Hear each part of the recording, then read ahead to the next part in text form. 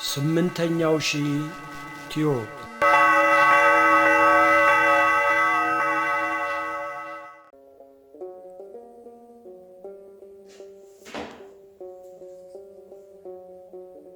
በስመ አብ ወወልድ ወመንፈስ ቅዱስ አሐዱ አምላክ አሜን።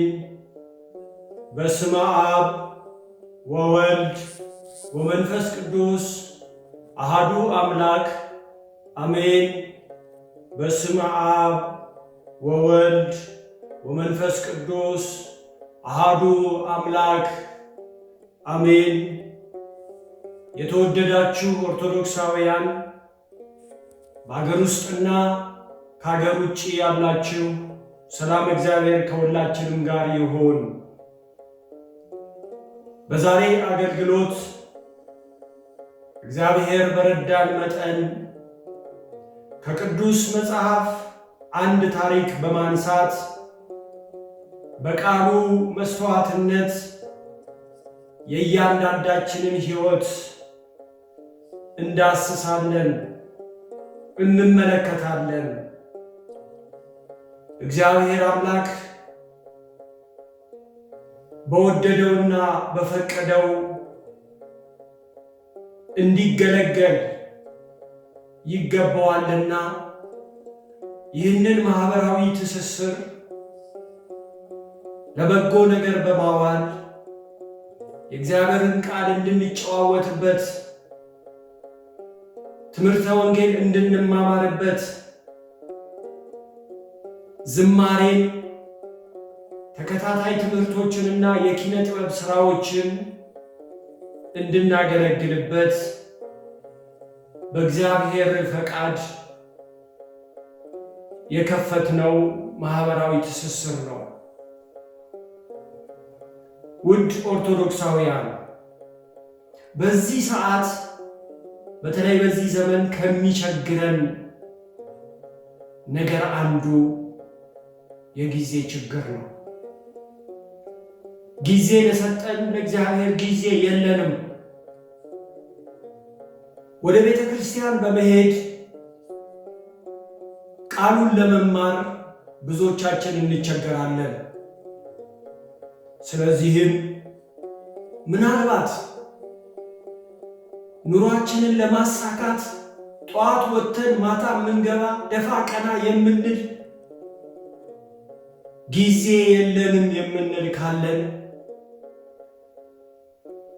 ዘመን ባፈራው ስልጣኔ ባመጣው በዚህ ማህበራዊ ትስስር የእግዚአብሔርን ቃል እናገለግላችኋለን። በያላችሁበት ይደርሳል። እግዚአብሔር ልብን ያያልና ሥራ እየሰራችሁ ትምህርቶቻችሁን እየተማራችሁ ሌሎች መስተጋብራችሁን እየከወናችሁ ይህንን በመከታተል በማዳመጥ የእግዚአብሔር ቃል እንዲደርሳችሁ ማድረግ ይቻላል።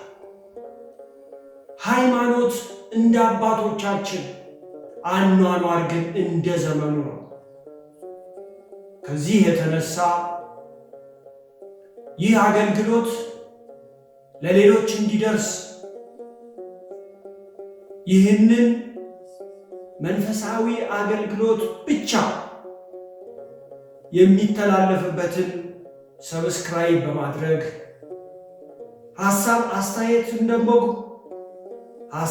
አስተያየታችሁን ኮሜንት ላይ በመጻፍ ለሌሎች ወዳጆቻችሁ እንዲደርስ ሼር በማድረግ መንፈሳዊ ግዴታችሁን እንድትወጡ በእግዚአብሔር ስም እንጠይቃለን።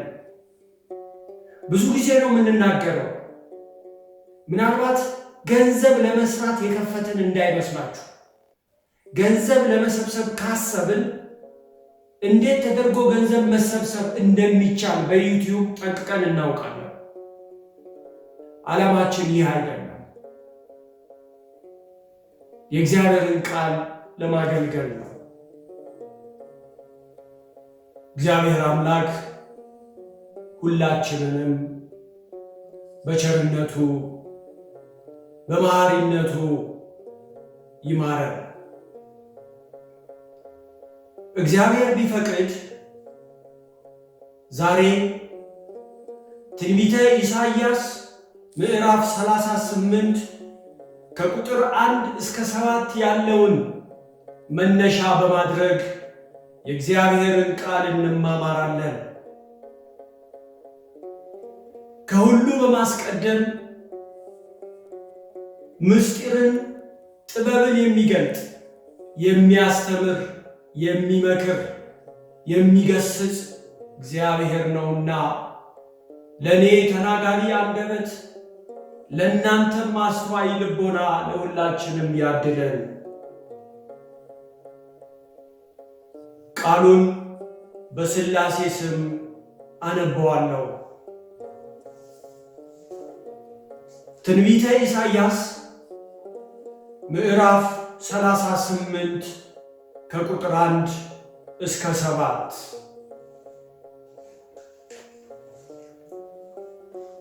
በዚያም ወራት ሕዝቅያስ ለሞት እስኪደርስ ታመመ።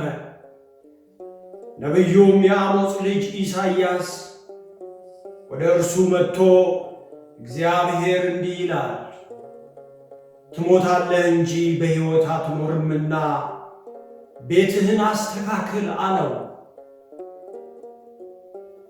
ሕዝቅያስም ፊቱን ወደ ግድግዳ መልሶ እንዲህ ሲል ወደ እግዚአብሔር ጸለየ። አቤቱ በፊትህ በእውነትና በፍጹም ልብ እንደሄድኩ ደስ የሚያሰኝህንም እንዳደረግሁ ታስብ ዘንድ እለምንሃለሁ። ሕዝቅያስም እጅግ አድርጎ አለቀሰ። የእግዚአብሔርም ቃል ወደ ኢሳይያስ እንዲህ ሲል መጣ። ሂድ፣ ሕዝቅያስን እንዲህ በለው፣ የአባትህ የዳዊት አምላክ እግዚአብሔር እንዲህ ይላል፣ ጸሎትህን ሰምቻለሁ፣ እንባህንም አይቻለሁ። እነሆ በዕድሜህ ላይ 15 ዓመት እጨምራለሁ። አንተንና ይህችንም ከተማ ከአሦር ንጉሥ እጅ እታደጋታለሁ፣ ይህችንም ከተማ እጋርዳታለሁ። ስለ ቃሉ የአምላካችን የእግዚአብሔር ስም የተመሰገነ ይሁን።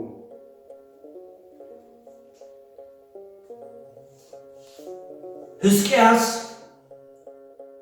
የስሙ ትርጓሜ እግዚአብሔር ኃይሌ ነው ማለት ነው። ሕዝቅያስ በነቢዩ በኢሳይያስ ዘመን ለ13ኛ ጊዜ ከ716 እስከ 687 ዓመተ ዓለም በንግስና ሕዝበ እግዚአብሔርን የመራ ነው። አስቀድሞ ከአባቱ ከአካዝ ጋርም ነግሶ እንደነበረ በሁለተኛ ነገሥት ምዕራፍ 18 ከቁጥር 9 እስከ 10 ላይ ይናገራል። ይህም ከ729 እስከ 716 ዓመተ ዓለም ከክርስቶስ ልደት በፊት ያለውን ዘመን ያጠቃልላል። ከአባቱ በኋላ ግን አስቀድሜ እንዳልኩት ከ716 እስከ 687 ዓመተ ዓለም የእግዚአብሔርን ሕዝብ ይመራ ነበር። በንግስና ዘመኑ በስልጣን ዘመኑ ብዙ ስራዎችን ሰርቷል። ለሚያስተዳድረው ሀገር፣ ለሚገዛው ሕዝብ ታላላቅ ስራዎችን የሰራ ንጉሥ ነው። እግዚአብሔር ኃይሉ የሆነለት ንጉሥ ነው። አበው ስምን መልአክ ያወጣዋል ይላሉ። የስሙ ትርጓሜ እግዚአብሔር ኃይሌ ነው እንደሚለው ሁሉ በእግዚአብሔር ኃይል ታላላቅ ሥራዎችን የሠራ ንጉሥ ነው። ከይሁዳ ነገሥታት ሁሉ እርሱን የሚመስልም አልነበረም። በሁለተኛ ነገሥት ምዕራፍ 18 ቁጥር 5 ላይ እናገኘዋለን። በንጉሥነቱ የአስተዳደር ችሎታው የሚያስተዳድረውን ሕዝብ ፍላጎቱን የሚጠቀምበትን ነገር ሕዝቡ እንዲጠቀም ብዙ ሥራዎችን ሰርቷል። ከሠራቸው ሥራዎች መካከል የመጀመሪያው ባዕድ አምልኮን አጥፍቷል። ንጉሥ ሕዝቅያስ አምልኮተ ጣዖትን በሚያስተዳድረው ሀገር ውስጥ አጥፍቷል። የሚመለክ እግዚአብሔር እንጂ ከእግዚአብሔር ውጭ አምላክ የለም ብሎ ጣዖት አምልኮን ያጠፋ ንጉሥ ነው። ሁለተኛው ሙሴ የሠራውን የናስ እባብ ሰባብሮ ያጠፋ ንጉሥ ነው። ለሕዝቡ ስለማይጠቅም እግዚአብሔርን ስለሚያሳዝን ያንን በአምልኮ ጣዖት ተነድፈው የአንገት የጆሮ ጌጦቻቸውን ወርቃቸውን ሰብስቦ ሙሴ የሠራውን ያንን የናስ እባብ ሰባብሮ አጥፍቷል።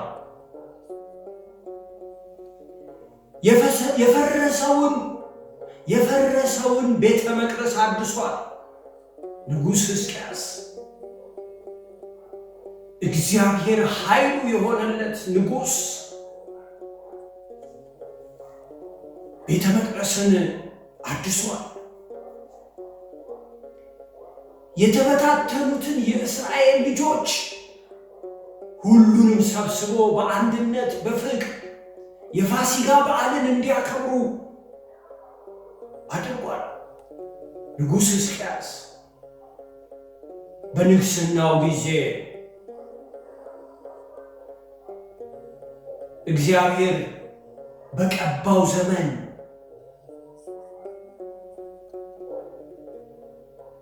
የሚያስተዳድረውን ሀገር ግንብ በመገንባት ቦይ በማስቆፈር የአባይን ውሃ ወደ ከተማይቱ እንዲገባ አድርጓል። በመጽሐፍ ቅዱስ ውስጥ አባይ ጊዮን ይባላል። የጊዮንን ምንጭ ወደ ሀገሩ እንዲገባ አድርጓል። በውሃው የሚያስተዳድራቸው ሕዝብ እንዲጠቀሙ፣ በውሃው እንዲያለሙ፣ ውሃው ሕይወት ነውና ንጉሥ ሕዝቅያስ ይህን ሁሉ አድርጓል።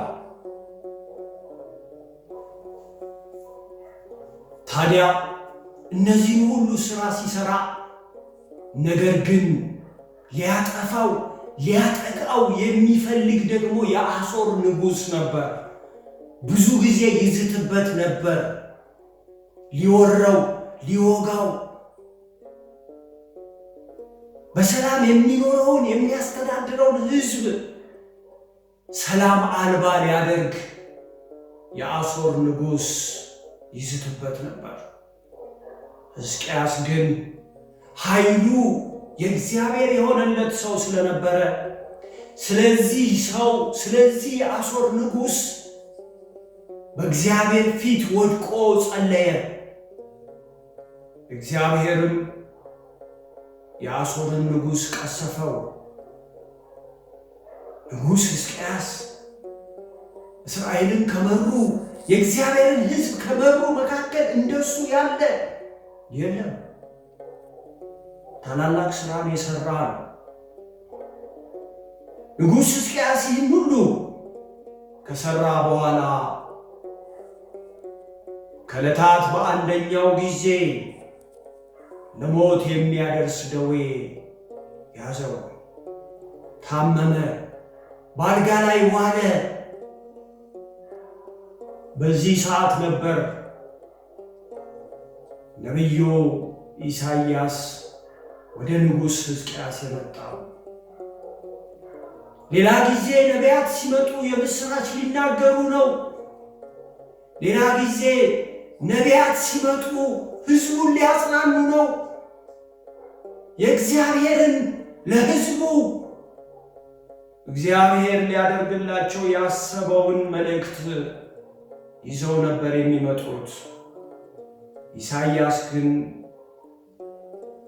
ወደ ሕዝቅያስ ሲገባ የተለመደውን የምሥራች ይዞ አልነበረም የመጣው።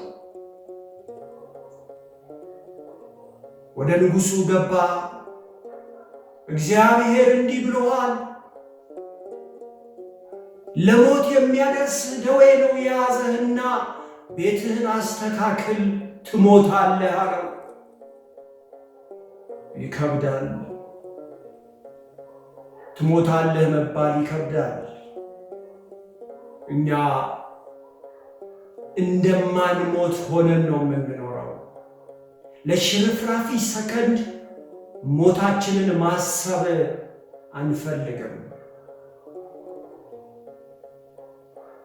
ሕዝቅያስን ግን ያንን ጠንካራ መሪ፣ ያንን የሚቃወሙትን የሚስቱትን በጸሎት ያስቀሰፈ መሪ፣ ለሕዝቡ ግንብ የገነባ መሪ፣ ለሕዝቡ ቦይን አሰርቶ ውሃን ያቀረበ መሪ፣ ጣዖትን ያጠፋ መሪ፣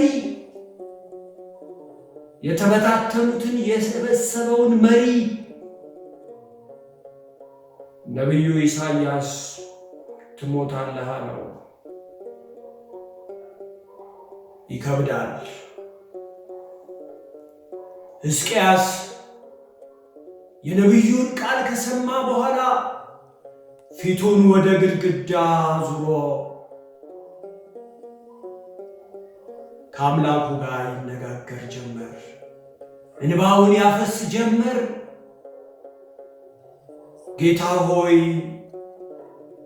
የሠራኋቸውን መልካም ነገሮች አስብ፣ አንተን ያስደሰትኩበትን ዘመን አስብ። ሞቱን ፈራ ሕዝቅያስ። መሞት እኮ እንፈራለን። በእርግጥ ዛሬ ሞት ረክሷል። በተለይ በእኛ ሀገር አሁንማ ለምደነዋል። ሕዝቅያስ የሰማውን መቀበል አቃተው። ሰውነቱ ራደ። ነቢዩን እንኳ ለማየት አልቻለም። ፊቱን አዙሮ ወደ ግድግዳ መልካሞቹን ቀኖች አስብ፣ ደጋግ የሠራኋቸውን ሥራዎች አስብ እያለ ያለቅስ ጀመር። ነቢዩ ኢሳይያስ እግዚአብሔር ያዘዘውን ቃል ተናግሮ ነበር የወጣው። አልጠበቀውም፣ አላጽናናውም። ለሞቱ የሚሆን ማጽናኛ ቃል አልተናገረም። ነቢያት እግዚአብሔር ያዘዘላቸውን ብቻ ነው የሚያደርጉት። ኢሳይያስ ጉዞ ጀምሯል። ከንጉሥ ሕዝቅያስ ፊት ወጥቷል፣ ርቆ ሄዷል። ንጉሥ ሕዝቅያስም ወደ ግድግዳው ዞሮ እያነባ ነው፣ እያለቀሰ ነው። እንባው መንታ መንታ እየፈሰሰ ነው። ሞት ይህን ያህል ያስፈራል። ሞት ይህን ያህል ያስደነግጣል።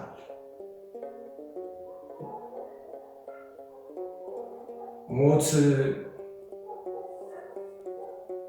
ድንገት ሲመጣ እንጂ ቀድሞ ከተነገረን ይከብዳል። ልጆቻችን፣ ንብረታችን፣ ቤተሰቦቻችን፣ ሁሉ ነገር በዓይነ ሕሊናችን ይመጣል። ለንጉሥ ሕዝቅያስም ቤትህን አዘጋጅ ነበር የተባለው። ከአልጋ የማይወርድ አልጋ ላይ የተኛ በሽተኛ እንዴት ብሎ ነው ቤቱን ማስተካከል የሚችለው? ለባሮቹ ትእዛዝ መስጠት የማይችል በሞትና በሕይወት መካከል ያለ እግዚአብሔር ግን ቤትን አዘጋጀው። አቅም አልነበረውም። አቅሙ ወደ ግድግዳ ዞሮ ማልቀስ ነበር። እግዚአብሔር ግን እንዲህ አለ። እንደገና ወደ ኢሳይያስ መጣ። ተመለስ ወደ ንጉሥ ሕዝቅያስ ተመለስና ጸሎትና እንባህን ሰምቻለሁ።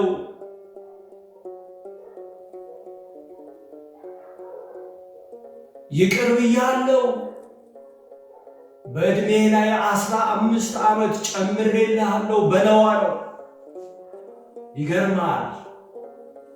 ከደቂቃዎች በኋላ ትሞታለህ የተባለ ንጉሥ ነበር። ኢሳይያስ ፊቱን አዞረ። እንደገና ወደ ንጉሥ ሕዝቅያስ ሄደ። እግዚአብሔርም እንዲህ ብሎሃል፣ ጸሎትህን ሰምቻለሁ፣ እንባህም ደርሶኛል። እነሆ ከአሁን በኋላ 15 ዓመትን ጨምሬልሃለሁ አለው። እንዲሁም የምታስተዳድራትን ሀገር የምታስተዳድረውን ሕዝብ ሁሉ እጋርደዋለሁ። ሊመጣ ካለው መከራ ሊመጣ ካለው ጭንቅ እከልለዋለሁ አለው። ውድ ክርስቲያኖች፣ ንጉሥ ሕዝቅያስን ባገኘው የምጠይቀውን ላካፍላችሁ። ምኑን ይሆን ያስተካከለው ከአልጋ ሳይወርድ? ይደንቃል። ለባሮቹ ትእዛዝ መስጠት፣ ለአገልጋዮቹ ስምሪት ማሰማራት፣ ቤቱን እኮ ማስተካከል የማይችል በአልጋ ቁራኛ በደዌ ዳኛ የተያዘ ነበር። ምኑን ነበር ያስተካክለው?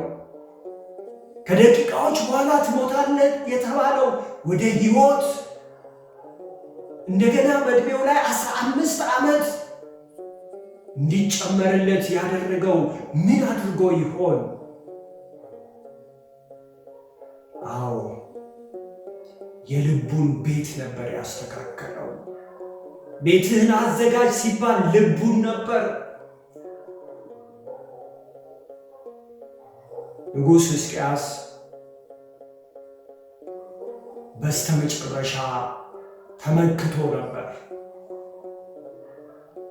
በዚህ ምክንያት ነው ይህ ደዌ የታዘዘበት። ተመክቶ ስለነበረ ልንመካበት የሚገባ ትምክህታችን እግዚአብሔር ሊሆን ስለሚገባ በዚህ ምክንያት ነበር በደዌ የተመታው። ደዌውም አስተምሮ የሚመልስ ሳይሆን የሚገል ነበር። ለዛ ነው ነቢዩ ኢሳይያስ መጥቶ ትሞታለህ አድነኛል። እግዚአብሔር ግን ያንን የተመካበትን ልብ የተራራበትን ልብ በንስሐ በእግዚአብሔር እግር ስር ሲጥለው ልቡን ሲመልስ ልቡን ሲያስተካክል እንደገና ትሞታለህ ያለውን በሕይወት ቀየረው። እግዚአብሔር እኮ ኃጢአታችንን እንጂ ኃጢአተኛውን አይደለም የሚጠላው።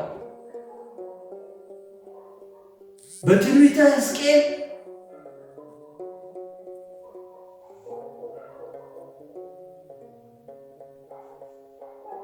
ምዕራፍ 18 ቁጥር 23 ላይ ኃጢአተኛው ከነ ኃጢአቱ እንዲሞት አልፈቅድም ይላል። እግዚአብሔር ኃጢአታችንን ነው የማይፈልገው። ስለዚህ ንጉሥ ሕዝቅያስ በልቡ ተመክቶ ስለነበረ ልቡን አስተካከለ። እግዚአብሔርም ተመለሰ። እንደገና 15 ዓመት ጨመረለት። ሞቱን ወደ ሕይወት ቀየረው።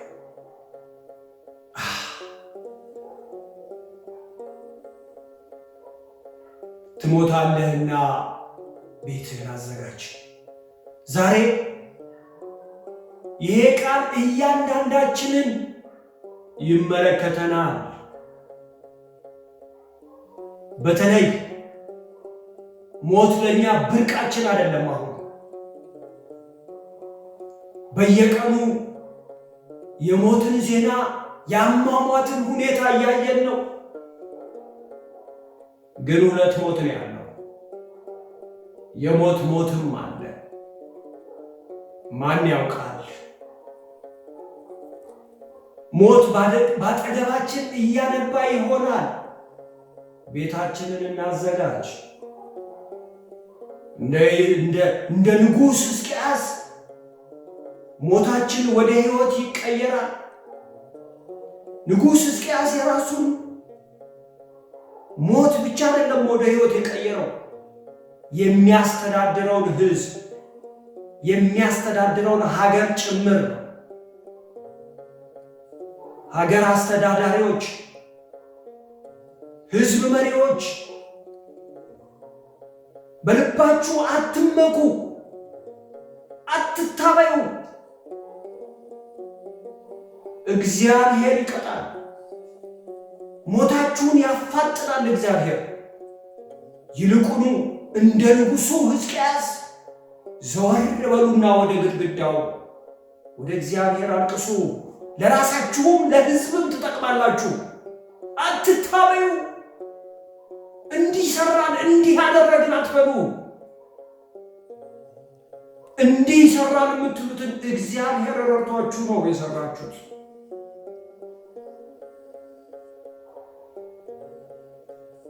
ንጉሥ ሲበድል፣ ንጉሥ ሲያጠፋ ሕዝብ ነው የሚቀጣው። ተራ ሰው ሲያጠፋ ራሱ ነው የሚቀጣው። ይሄ በመጽሐፍ ቅዱስ ውስጥ ያለ ታሪክ ነው። ዳዊት በተመካ ጊዜ ብዙ ሺህ ወታደር ነው የሞተበት። ዳዊት በበደለ ሕዝብ ነው የተቀጣው። አትመኩ፣ ይልቁኑ ወደ እግዚአብሔር ዘወር በሉ። ሕዝብ ሆይ አትመካ፣ እኔ ከዚህ ነኝ እኔ ከዛ ነኝ አትበል። ንጉሥ ሕዝቅያስ የተበታተኑትን የእግዚአብሔርን ሕዝብ በቋንቋ፣ በቦታ፣ በጎጥ፣ በወንዝ የተበታተኑትን ሰብስቦ በፍቅር የፋሲካ በዓልን እንዲያከብሩ ነው ያደረገው። አትበታተን ወገኔ። ራስህን ለሚዝቱት ሊያጠቁን ለሚፈልጉት ተላልፈ ነው የምትሰጠው። እኔ አይደለሁም የምለው፣ ቃሉን አንብቡት። የእግዚአብሔር ቃል ነው። በዚህ ዘመን እንኳን ተለያይተን ተፋቅረንም አይሆንም። ቅዱስ ጳውሎስ ለጢሞቴዎስ በሁለተኛ መልእክቱ ምዕራፍ 3 ላይ እንዳስተማረን፣ እንደመከረን፣ እንደገሰጸን በመጨረሻው ዘመን ግን የሚያስጨንቅ ዘመን እንደሚመጣ ይህንን እንወቅ።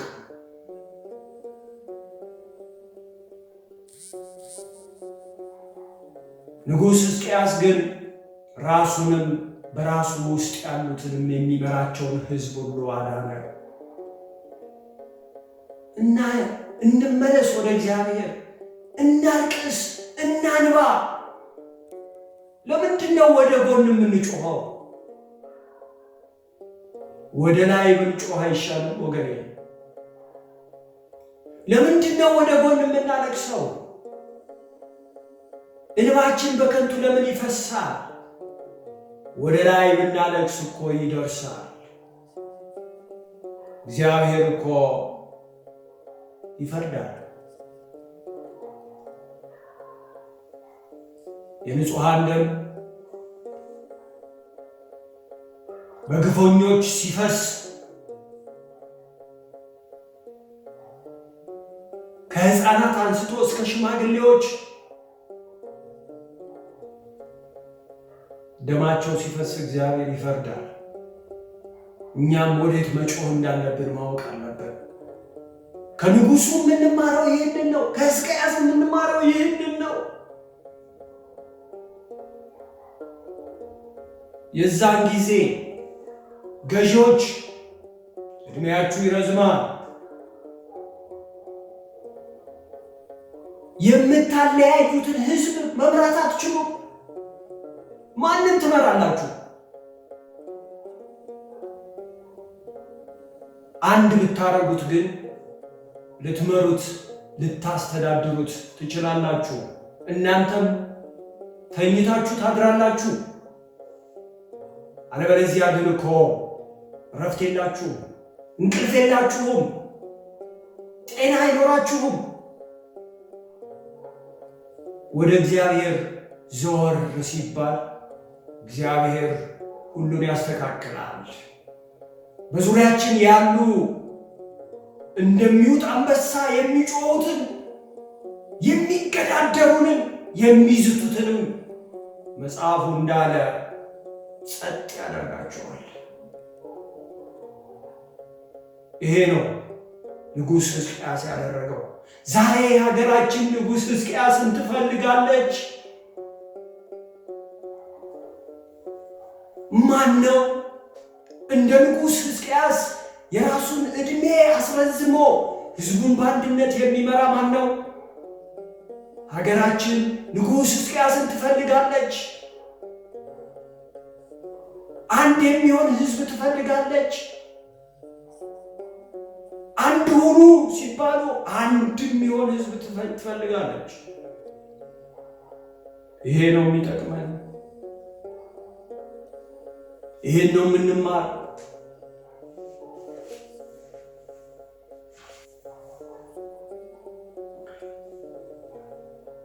እግዚአብሔር እንደ ንጉሥ ሕዝቅያስ የሆነ መሪ ያስነሳልን። መሪዎቻችንን የንጉሥ ሕዝቅያስን ልብ ይስጥልን። ሕዝቦቻችን በስሜት ሳይሆን በስሌት እንዲራመዱ ያድርግልን። ይሄ ነው የሚበጀን፣ ይሄ ነው የሚጠቅመን። ግን አሁን የምናየው በሀገራችን ላይ ያለው ንፋሱ ምንድን ነው የሚሸተው? ወተን ስንገባ ምንድን ነው የሚሰማን? ፍቅር፣ አንድነት፣ ተግባቦት፣ ስምምነት እንዲህ ነው የሚሰማን? ሰው እኮ ተፈራርቶ ነው ያለው። የሚያለቅስ የለም፣ የሚያስለቅስ ነው ያለው። ወደ እግዚአብሔር ዞር የሚል የለም። በራሱ በእውቀቱ፣ በገንዘቡ፣ በስልጣኑ የሚኖር የሚመስለው ትውልድ ነው ያለው። ሌላው ደግሞ ፈርቷል፣ በፍርሃት ውስጥ ነው ያለው። ዛሬ አንድ ነገር ኮሽ ባለ ቁጥር ሰው እንዲህ ሆኗል። በፍርሃት ውስጥ ነው ያለው። ተሻግሮ የሚያሻግር መሪ፣ ሞቱን ወደ ሕይወት የሚለውጥ መሪ ሕዝቅያስን ይፈልጋል። እግዚአብሔር አምላክ ሞታችንን ወደ ሕይወት የሚቀይር እንደ ሕዝቅያስ መሪ ይስጠን። መሪዎቻችንን የሕዝቅያስ ልብ እንዲሰጣቸው ያድርግልን። እኛም በማስተዋል እንራመድ። ካልተባበርን አይሆንም። መሪዎቻችን የሚሉንን መፈጸም ካልቻለን፣ እኛ የምንለውን መሪዎቻችን መስማት ካልቻሉ፣ ካልተደማመጥን አይሆንም። እግዚአብሔር ግን ሀገራችንን እንደሚታደግ እናምናለን።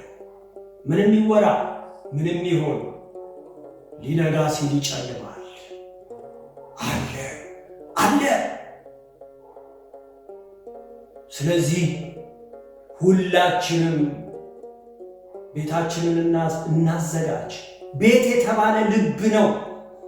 ከክፋት እንመለስ፣ ከጽንፈኝነት እንመለስ፣ ከጎጠኝነት እንመለስ፣ ከብሔርተኝነት እንመለስ።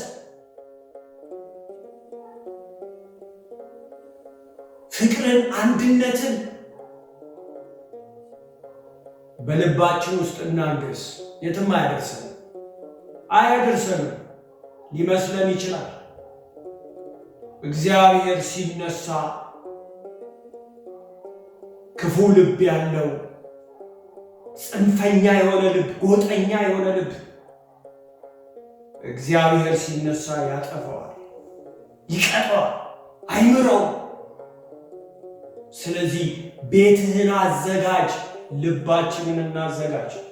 በዚህ ጾም ያላለቀስን፣ በዚህ ጾም ልቦናችንን ያላዘጋጀን መቼም ማዘጋጀት አንችልም። እየጾምን ማዘጋጀት ካልቻልን እየበላን እየጠጣንማ እንዴት እንችላለን? አሁን ጾሙ ሊያልቅ ነው። ካሁኑ ስለ ጾም መፈታት የሚያስብ ስለሚበላው ስለሚጠጣው የሚያስብ አይጠፋም። ይገርማል ወገኔ፣ ሁሉም በሰዓቱ ነው። ልቦናችንን እናዘጋጅ፣ በንስሐ እንመለስ። የዛን ጊዜ እግዚአብሔር አምላክ ሀገራችንን ሰላም ያደርጋል፣ ክፉ ልብ ያላቸውን ያስታግስልናል። ጎረቤቶቻችንን የሚዙትን ሊገምጧት እንደሚያስቡ ፍሬ ምራቃቸውን የሚውጡትን እግዚአብሔር ቀጥ ያደርጋቸዋል። ድሮም ኢትዮጵያ ለፈጣሪዋ እጆቿን የዘረጋች ነች። ኃይሏም መፍትሄዋም ከሰማይ ነው። የዛን ጊዜ እግዚአብሔር ሞታችንን ወደ ሕይወት ይቀይራል። ዛሬ ብዙ ሞት ነው ያለብን። ሞታችን በዝቷል። አሟሟታችንም በዝቷል። ሞታችንን ወደ ሕይወት ይቀይርልን። ልቦናችንን እንድናዘጋጅ እግዚአብሔር ይርዳን። መሪዎቻችንን ልቦና ይስጥልን። ሕዝባችንንም ልቦና ይስጥልን። ወጣቱንም ልቦናውን ይመልሰው። ወጣትነት ይላሉ አባቶች መልክ ያሳምራል እንጂ አመል አያሳምርም። አመላቸው እንዲያምር ለሀገራቸው ለወገናቸው እንዲሆኑ እግዚአብሔር ያድርግልን። በቀረውስ ምን እላለሁ? የሰማነው ቃል በልቦናችን ውስጥ አድሮ 30፣ 60፣ 100 አፍርተን መንግሥቱንና ጽድቁን እንድንወርስ የአምላካችን ፈቃድ ይሆንልን።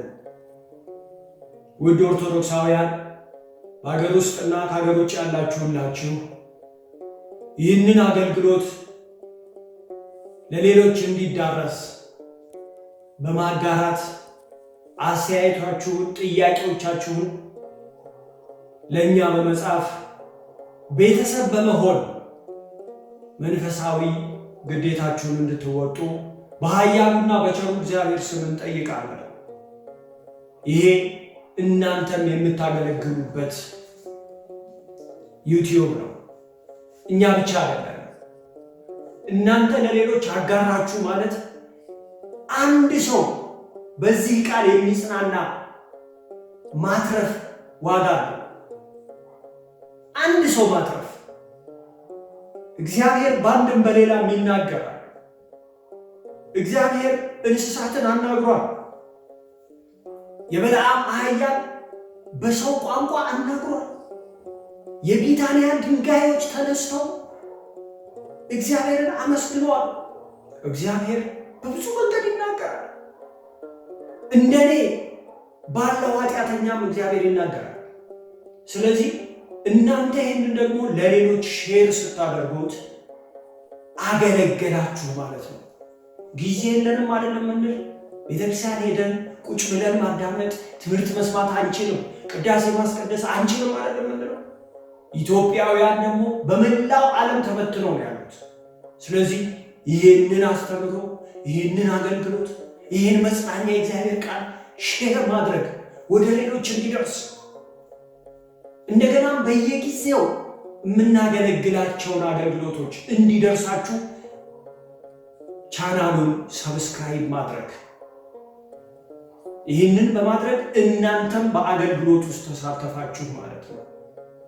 እግዚአብሔር አምላክ ሁላችንንም ይርዳን። በቸርነቱ በመግቦቱ ለዚች ቀንና ሰዓት ያደረሰን ክብርና ምስጋና ለእርሱ ይሁን። አገራችንን ሰላም ያደርግልን። ረሃቡን፣ ቸነፈሩን፣ በሽታውን ሁሉ ያርቅልን። ወስብሐት ለእግዚአብሔር። ይቆየን።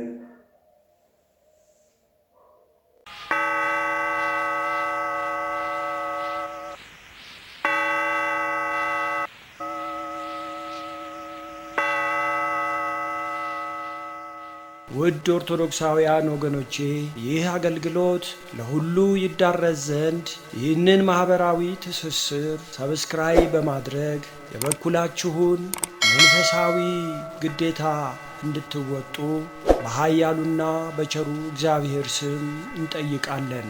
8ኛው ሺህ ቲዩብ